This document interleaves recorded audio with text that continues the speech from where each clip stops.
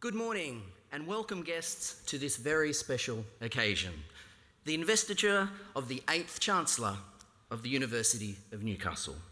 We hope you enjoy today's historic ceremony. To comply with safety regulations, I'd like to point out to you the emergency exits in the Great Hall. Please take a moment to note your nearest green emergency exit sign. For those with small children, there is a soundproof crying room available at the rear of the Great Hall.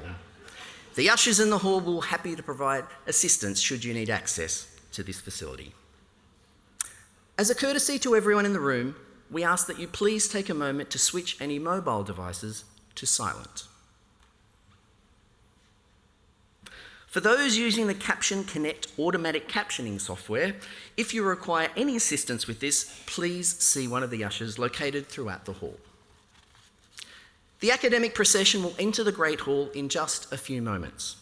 When the procession enters, could you please rise and remain upstanding for the Australian National Anthem, followed by a performance by the University of Newcastle's Pacific Elan Student Association. At the conclusion of the ceremony, please rise when the Deus Party stands and remain upstanding until the Deus Party have left the hall. We hope you enjoy this very special occasion. Thank you.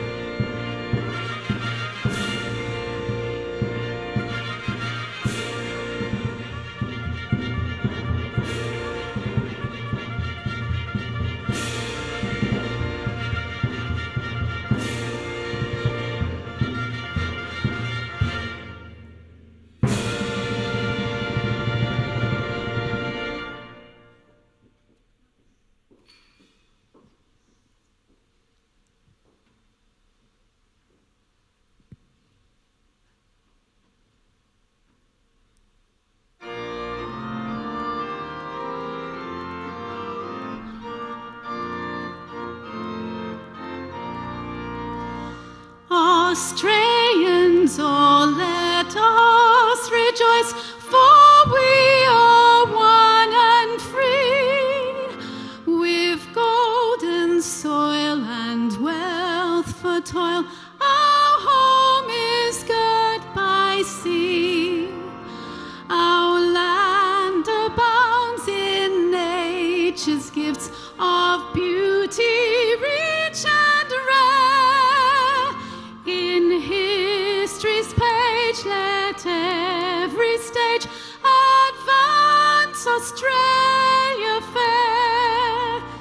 In joyful strains then let us sing, Advance Australia fair.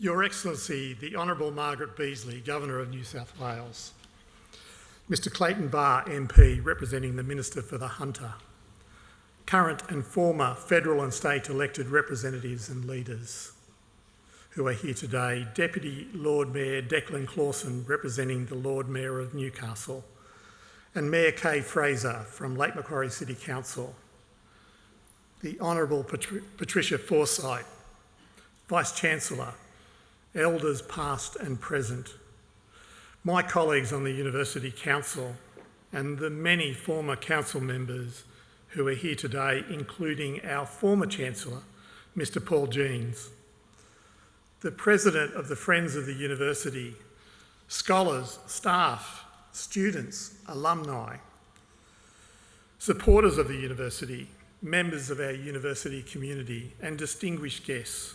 I welcome you all most warmly to this important and historic occasion. I would like to begin by acknowledging the traditional custodians of the lands within our footprint areas, the Awabakal, the Darkinjung, Biripi, Warramai, Wonnarua and Eora nations. We recognise their enduring connection to this land and we pay our respects to elders, both past and present. I would like to extend this acknowledgement and pay my respects to Aboriginal and Torres Strait Islanders peoples here today. Additionally, I'd like to express our gratitude to Associate Professor Kathleen Butler, Dr Raymond Kelly, and the amazing students who participated in today's Welcome to the Chancellor and Acknowledgement of Country. What a wonderful way to start the ceremony today. Also, I'd like to thank the Australian Army Band, accompanied by the talented organist Stephen Aveling Rowe, for that compelling live performance of the University of Newcastle's procession fanfare. Today's rendition marks the first live performance since its recording in 1995. Thank you also to the University of Newcastle's Pacific Eland Student Association for their beautiful performance of the traditional Fijian hymn, Noku Masu, which translates to "This is my prayer," which is often sung as a blessing. I would now like to invite Professor Alex Zielinski, Vice-Chancellor and President of the University of Newcastle, to give the opening address.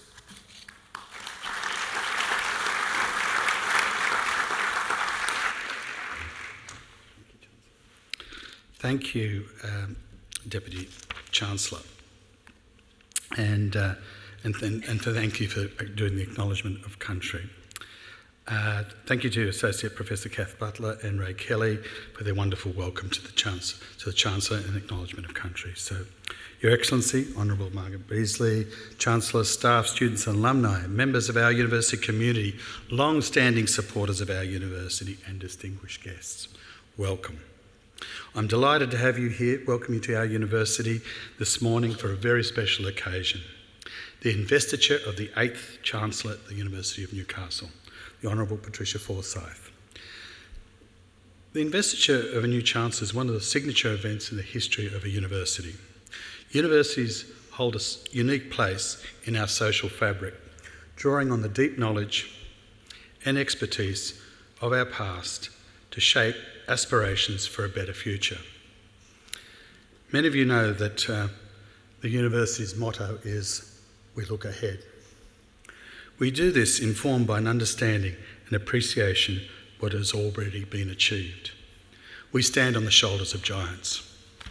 Today's ceremony signifies the formal moment where we ask the Chancellor, the Honourable Patricia Forsythe, to state her commitment to guide our university, to take her place in the history of our university and to help us look ahead. And to her pledge, her promise to our university and students and our university community and supporters. So it really is indeed a special day. As the leader of the University Council, the position of Chancellor informs the vision and strategic directions of our university. This is not a trivial mission. It requires not just a commitment to good governance, but also the skill to align different interests and points of view into a constructive dialogue, into value-making decisions. It demands an eagle eye of the higher education landscape and a full understanding of local, national and global policy developments related to education, research and innovation. Equally important, our Chancellor must hold an in-depth understanding and appreciation of our regions and the communities that our university serves. We are in a pivotal moment for higher education. The recently released Australian Universities Accord final report recommends significant change to strengthen the higher education system for it to deliver for our nation for the next 25 years. The Accord has a strong focus on more equitable opportunities to access and success at a university. Participation targets are proposed to grow the proportion of undergraduate university students from underrepresented backgrounds in 2035 to be 3.3% for First Nations students, which is currently up from the current target of 2.1%. 20.2% of students to come from the low quartile SES backgrounds, up from the current 17%. 24% for regional, rural and remote students, up from just under 20%. And maintaining participation rates for students with disabilities. I'm very proud to say that our university already meets and exceeds these targets. And we've been doing it in some cases for more than 20 years. 4.7% of our current undergraduate students we educate are Indigenous. This is the largest cohort in our nation. 23.8% of our undergraduate students are classified as students from low SES. We proudly support the highest percentage of commencing students of disability of any Australian university. and almost 50% of our domestic students are classified as first family learners. To achieve this is no sort of success. It's just not a success that's been achieved overnight. It's been a success that's really been driven as embracing equity as one of the core values of the university. It's guided the university, particularly from the University Council. And of course, we can't achieve that without our wonderful staff that support our students every day. I also do a big call out to our staff from the Wallatuka Institute who celebrated their 40th anniversary last year, and to our Open Foundation and Pathways program staff. This year we proudly celebrate the 50th anniversary of our Open Foundation program. That is 50 years of supporting more students from diverse backgrounds in accessing education and succeeding in our university. It's over 70,000 students have gone through that program out of our 175,000 graduates. It's the biggest and best program in the country.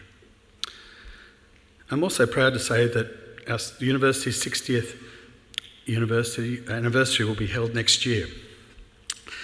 And the Hunter and Central Coast communities have over the 60 years experienced significant transition and renewal.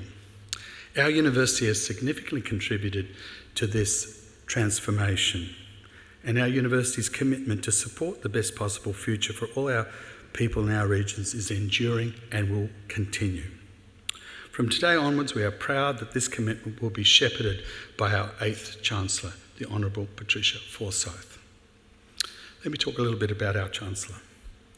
When Patricia was asked why she was joining the University Council, she said, "It was a time to give back to the university that gave me so much."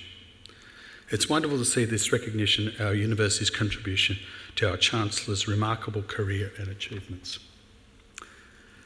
Patricia has been a long, staunch supporter and a friend of our university and of our regions. Patricia was born, raised and educated in Newcastle. I won't attempt to summarise her impressive career with all the highlights, but I'm going to share some of the highlights. First highlight was she graduated from this university with a Bachelor of Arts in 1973 and a Diploma in Education in 1974. She then went on to what is arguably one of the most important jobs in our society, educating our future generations. She took up positions as a high school teacher at Jesmond High School, Newcastle Grammar School and St Catherine's School in Waverley. In 1991, she became a member of the New South Wales Legislative Council, where she served until 2006. And from 1995 and 2005, Patricia served in a number of shadow portfolios, including in education, training and women's affairs. She's continued her advocacy focus in her role as the Executive Director of Sydney Business Chamber, now called Business Sydney, from 2006 to 2019. Here she championed workable solutions on key matters impacting business and industry in Sydney. Patricia then focused her attention on promoting stronger international engagement. From 2019 to 2022, she served as Australia's High Commissioner to New Zealand, the Cook Islands and Niue, managing the diplomatic relationships with Australia's close international partners. Patricia's also served boards whose support has been critical for our region. She served on the Association of Independent Schools New South Wales Institute and the Board of Studies, Teaching Education Standards New South Wales. She was a non-executive director with the Hunter Development Corporation and Hunter Medical Research Institute, or HMRI as we know it. She has championed support of our international student community on the New South Wales International Student Advisory Board, and from 2017 to 2019 she was a member of our Business and Law Advisory Board here at the faculties at Newcastle.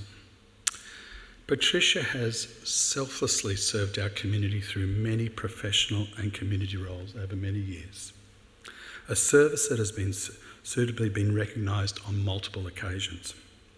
In 2013, Patricia received the Alumni Award from our university, celebrating her leadership in regional Australia.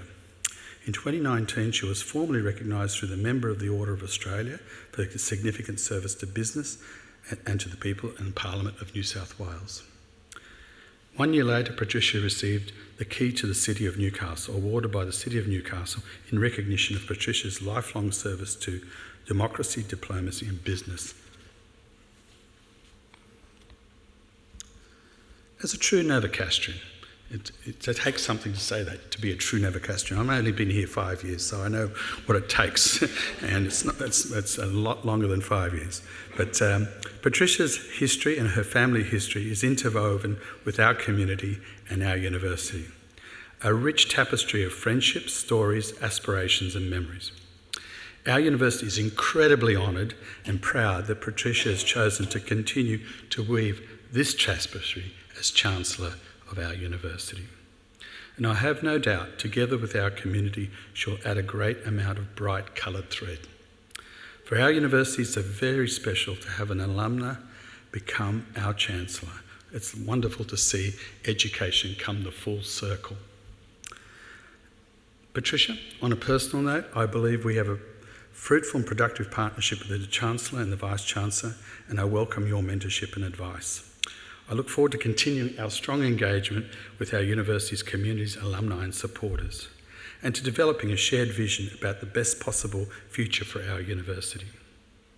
Distinguished guests, on behalf of our university, welcome to the university and welcome to the investiture ceremony of our university's 8th Chancellor, the Honourable Patricia Forsythe.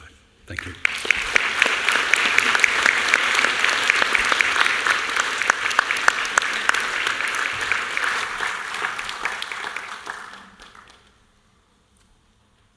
Today we are honoured to have the Governor of New South Wales, Her Excellency the Honourable Margaret Beazley, here with us to conduct the investiture ceremony. Her Excellency is the 39th Governor of New South Wales, commencing her term on the 2nd of May 2019. Prior to her appointment as Governor, Her Excellency enjoyed a distinguished career in law spanning 43 years, during which time she served as a role model for women in law at both the state and national levels. Appointed Queen's Counsel in 1989, she was made a judge of the Federal Court of Australia in 1993, becoming the first woman to sit exclusively in that court. In 1996, she achieved the distinction of being the first woman appointed to the New South Wales Court of Appeal, and subsequently as the first woman to be appointed as its president. She served on a number of occasions as Administrator of the Government of the State of New South Wales. She was made a Companion of the Order of Australia in the Australia Day Honours List on the 26th of January 2020 for eminent service to the people of New South Wales, particularly through leadership roles in the judiciary and as a mentor of young women lawyers. Her Excellency brings her deep commitment to education, youth leadership, human rights and social justice to the role in service of the people of New South Wales. Please join me in welcoming Her Excellency, the Honourable Margaret Beazley, Governor of New South Wales, to conduct the investiture of the Chancellor.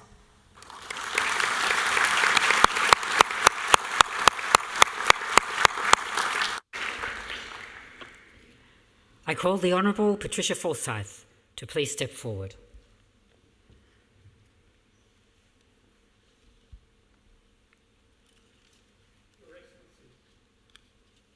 The petition is a copy of that gathered by the Newcastle University Establishment Group in 1951. A deputation gained an audience with the then Minister for Education, the Honourable Robert Heffernan, who told the Establishment Group that if they could find 200 firm candidates for tertiary education in Newcastle, they could have a university. The determined group collected 357 names from across Newcastle and the Hunter Valley region. The student representative's presentation of the petition to the Chancellor symbolises the desire of the people of this region for a university education, a desire which inspired the eventual creation of this great university. Our Chancellors signed this petition as a gesture to those who fought for the establishment of this university. By adding their name to those who sought an education in Newcastle, they mark a covenant that this demand will continue to be heard and supported. The elected student representative on the University Council, to present the petition to the Chancellor.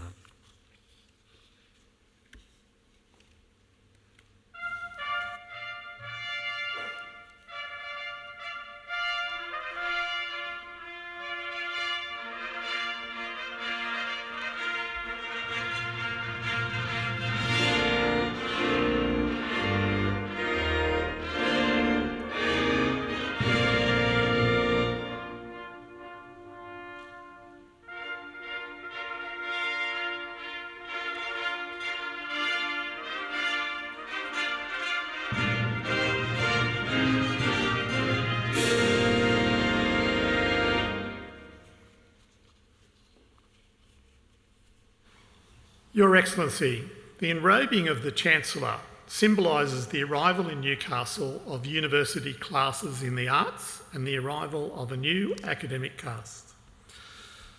The academic staff of the university, by wearing their academic gowns to lectures, set themselves apart from many in the community when they first arrived.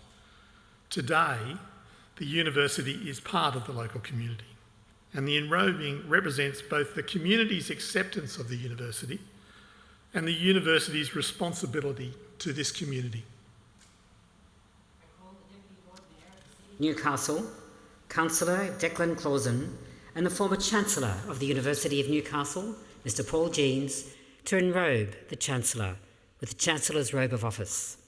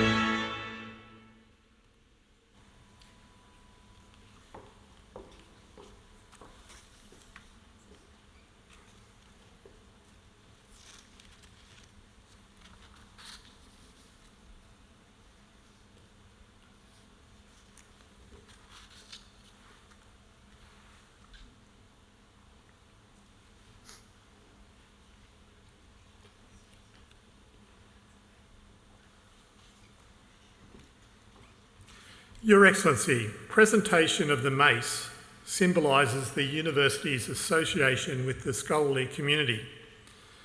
By tradition, the mace must be gifted by another university. The University of New South Wales, of which we were a college from 1951 to 1964, gave the University of Newcastle its mace on the grant of Newcastle's autonomy. The mace, therefore, is a reminder of the national and international obligations of the university. I call the University's President of Academic Senate, Professor Tanya Sorden, to present the mace to the Honourable Patricia Forsythe.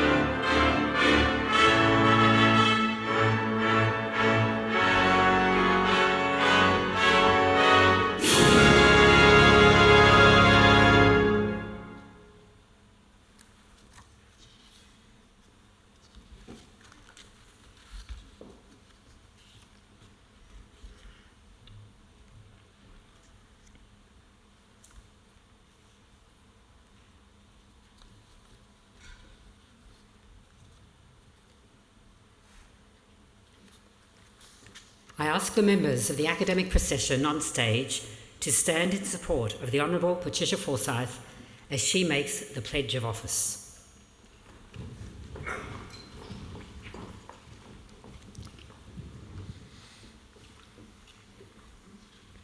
Australia's Aboriginal peoples preceded us here. I acknowledge the presence and celebrate its continuation. The university is the gift of the community and of those who have studied and worked here. I honour our past and acknowledge that the present we create will be our gift to those who follow. The university is part of the Hunter region and shares its successes and challenges. I acknowledge our obligations to the Hunter and to all of the regions in which we have a presence. Our academics connect us to knowledge around the world. Our professional staff create a foundation for sharing that knowledge with our communities. I will support the freedom of our academics to pursue knowledge and respect the dedication of all our staff.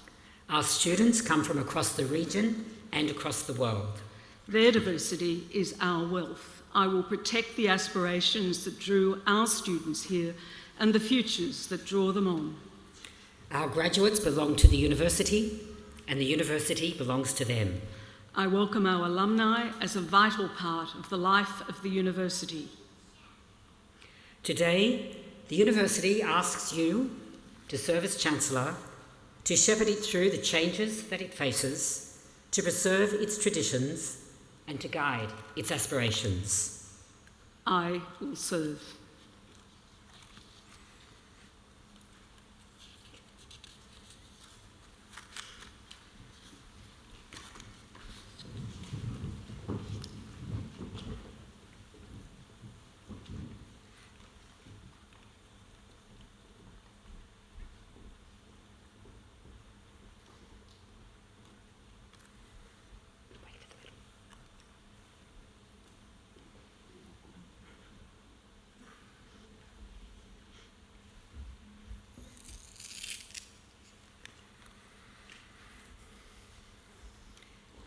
The Honourable Patricia Forsythe, please step forward and receive this medal.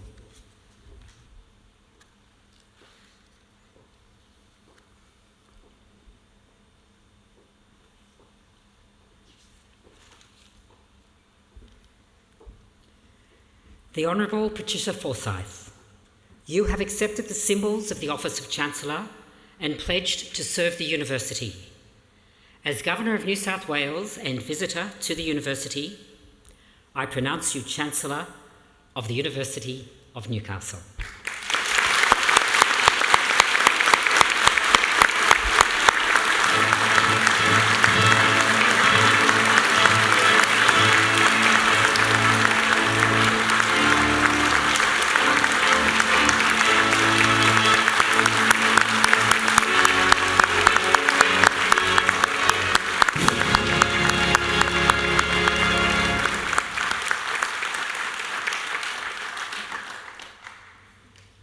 Thank you, Your Excellency, for today being a part of the investiture of the 8th Chancellor of our university. I now invite our students, staff, alumni and members of the community to again join with me in welcoming our new Chancellor, the Honourable Patricia Forsythe, as she gives the Chancellor's address.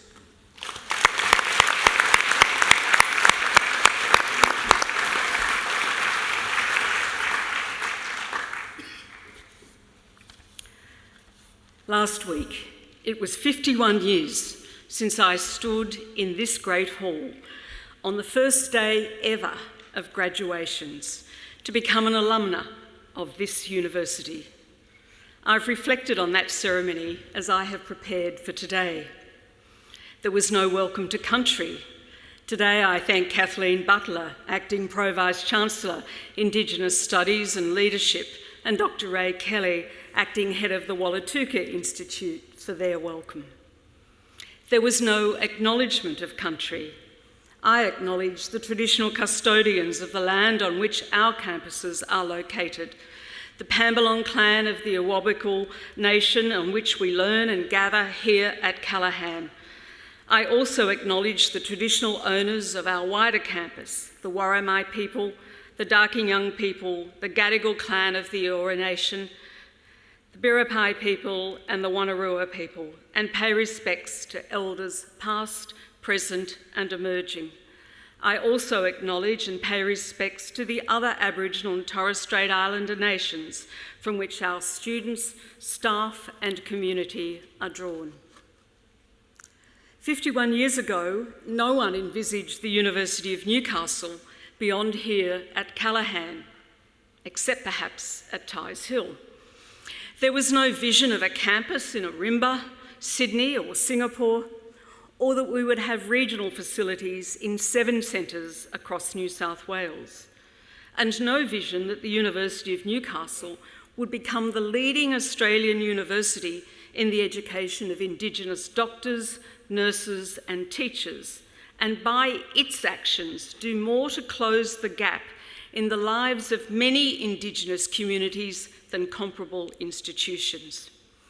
As Chancellor, with the support of the University Council and guidance and leadership from our renowned Wallatuka Institute, I will do all that I can to ensure that Indigenous education remains a clear priority for the university. Achievements not measured in statistics, but of lives changed. At my graduation, the occasional speaker was Professor, later Dame Leonie Kramer, the first female professor of English in Australia, and later the first female Chancellor at Sydney University. My other memory of that day was of Professor Beryl Nasher, a Novocastrian and an Australian geologist, known to all of us across the university, presenting the science graduates at the morning ceremony. Beryl was the first woman dean at an Australian university. Now, I assure you I was not thinking too much on that day about role models, but in fact the university, by its choices, helping many of us, young women in Newcastle, to grasp a vision wider than our life experience. It was at university that many of us first met women beyond our school principals who had careers, were leaders and role models. For the 1970s, that may not seem unusual, but when I look at the current cohort of students, where 45% of our domestic undergraduates are first-generation university students, and many are from rural and remote communities with opportunities far removed from what we of cities take for granted, I know that the university, as an enabler, even today, is creating opportunities that will take our students far. This year we mark the 50th year of our Open Foundation, the pathway program that has educated over 70,000 students and is Australia's largest, oldest and most successful pathway program. As the recent University Accord report reminds us, within the next decade, 90% of new jobs will require post-school qualifications, with 50% requiring a bachelor's degree or higher. Participation cannot leave out any cohort. The focus in the Australian Universities Accord report on improving participation of students from low socioeconomic backgrounds highlights what we have always been a feature of education at Newcastle. Our leadership on this is acknowledged. Your Excellency, thank you for your role today and for being a role model for women across your outstanding career. Thank you to all of you who have been part of this memorable ceremony. Thank you too to all of our distinguished guests and all of you for your interest. I acknowledge my predecessor, Paul Jeans. What an extraordinary commitment to the university, with 10 years as Chancellor, an outstanding Australian in business, as a leader and a proud Novocastrian who oversaw the university reach new heights. The university owes him much. I thank him for his wisdom and guidance and in my preparation for the role. To the University Council, you are each leaders who give much in time and energy for the good governance of the university. Thank you for your welcome and encouragement. I particularly acknowledge Deputy Chancellor Kevin Young and former Deputy Chancellor Michelle McPherson. Vice-Chancellor and President Professor Alex Zielinski AO, an outstanding Australian leader, not a Novocastrian by birth, but one who has grasped the spirit that drives the city and its university. Thank you for your welcome and for what you and our staff do to guide the university to be a truly leading university for its region. Together, we will keep this university moving forward as a leading university. To staff, students, our 174,000 alumni across 153 countries, and supporters, be proud to be part of this university. A special thank you to the events team and to Mel Wellham, my assistant, and Diane Allen, the University Secretary, who seem to know the answers to my many questions. This is an extraordinarily proud day for me. I've reflected on my journey over the past 51 years, but nothing would have been possible without the love and support of family and friends. Some are here today, and to all I say thank you. Especially, of course, my husband David.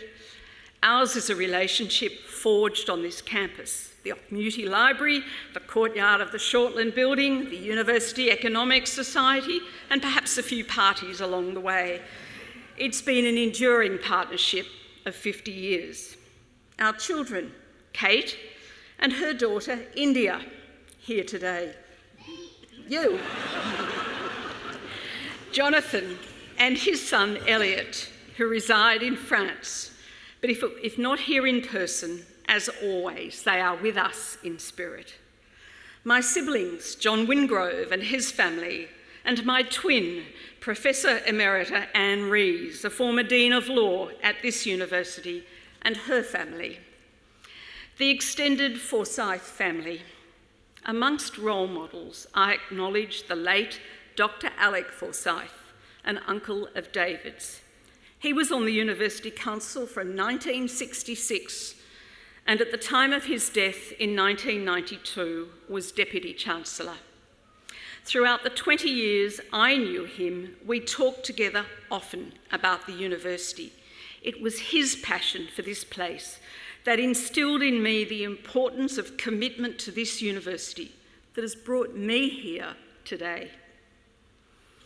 I acknowledge my friends. So many are here today from school, university, Parliament, and the Sydney and Newcastle business community. Thank you all. Can any of us imagine a world without universities? Yet there are sections of society who provide almost daily criticism of universities, what they teach, who attends, costs, outcomes, the list goes on. There is limited acknowledgement by some that it is universities and their research which solve real-world problems, make life-saving discoveries and advance communities across the world. Newcastle did not achieve a world ranking of 173 in the last QS World University Rankings without extraordinary success across its disciplines. A glance at the university website highlights some of the exceptional achievements which have saved lives, shaped government policies, reduced business costs and contributed to a better world. Examples such as the longitudinal study into women's health, underway since the late 1990s, and with 57,000 participants, has shaped government policies and guidelines aimed at improving women's health. The work of the Teachers and Teaching Research Centre Quality of Teaching Academy and its groundbreaking Quality Teaching Rounds that has improved teaching and learning outcomes for more than 4,700 teachers, 785,000 students, from 1,406 Australian schools since 2014.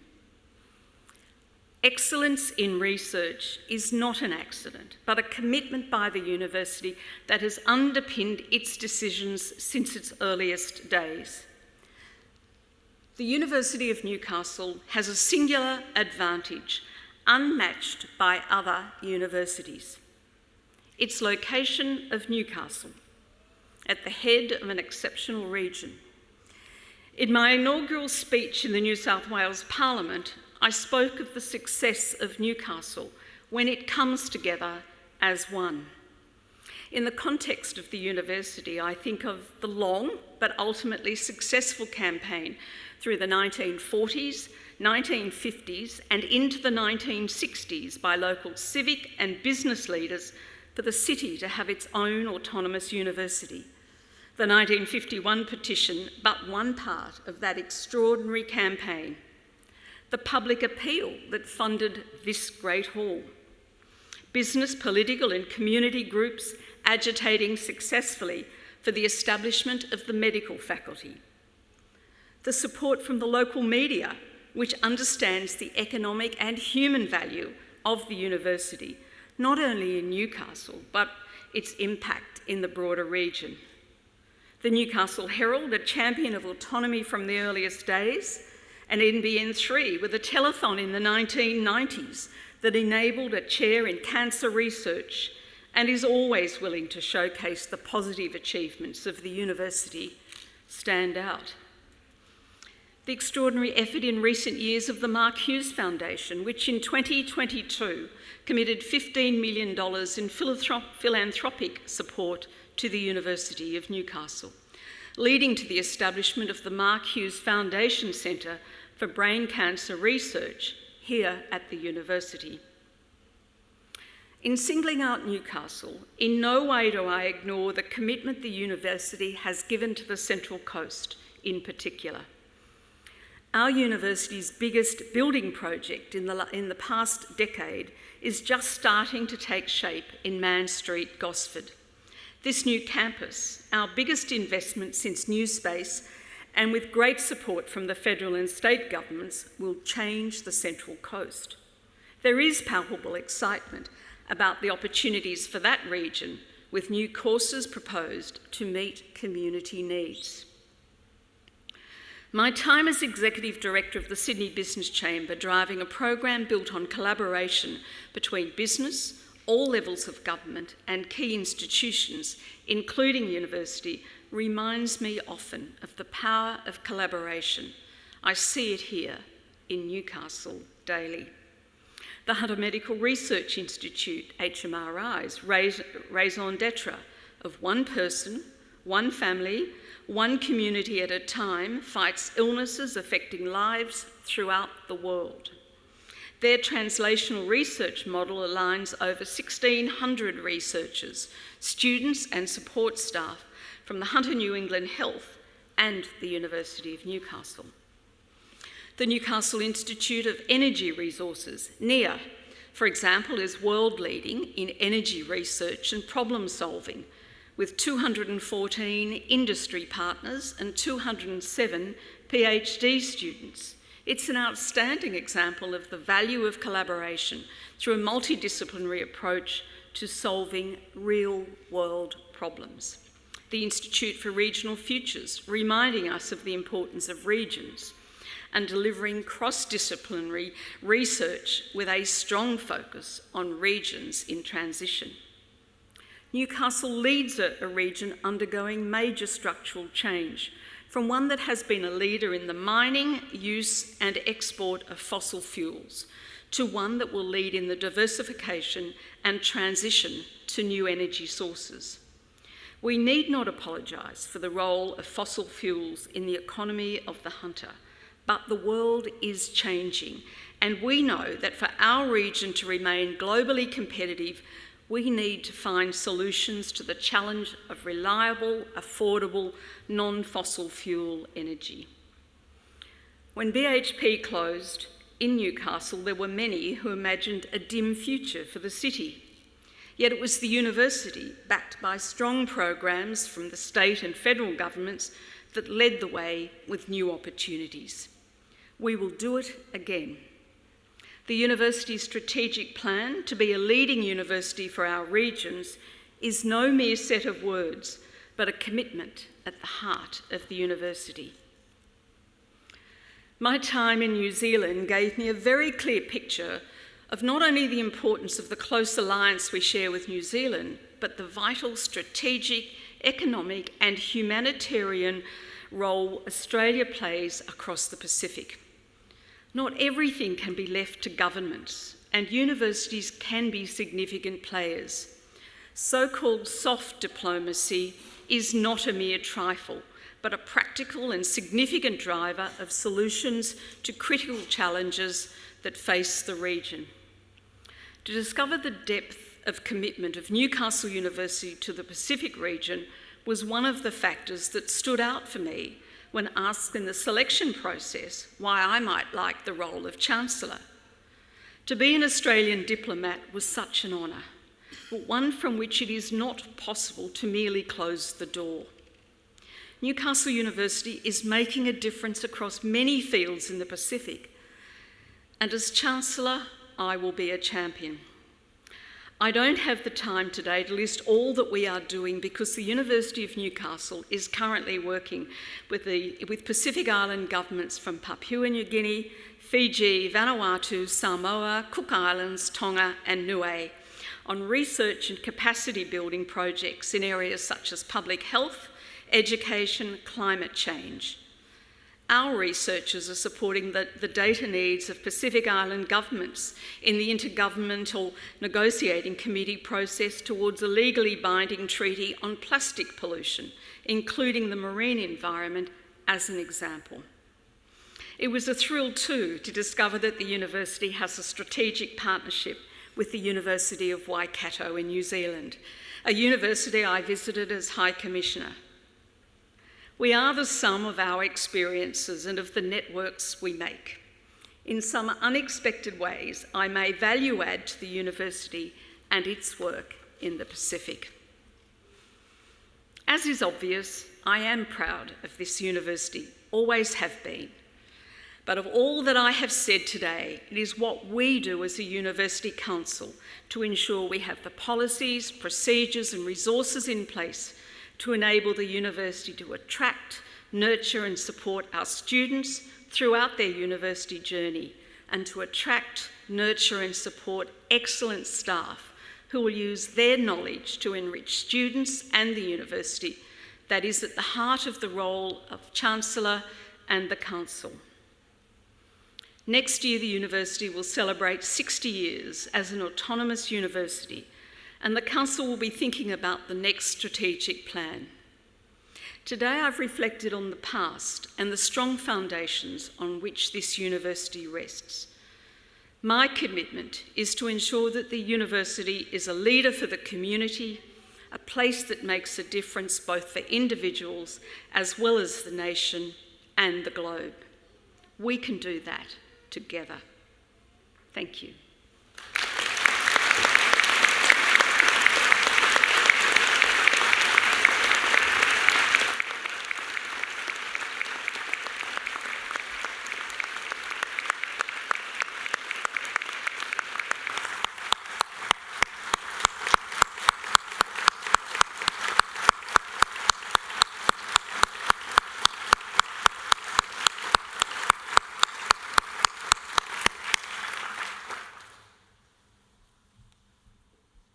Staff, students, alumni, esteemed guests, I do hope you have enjoyed today's ceremony.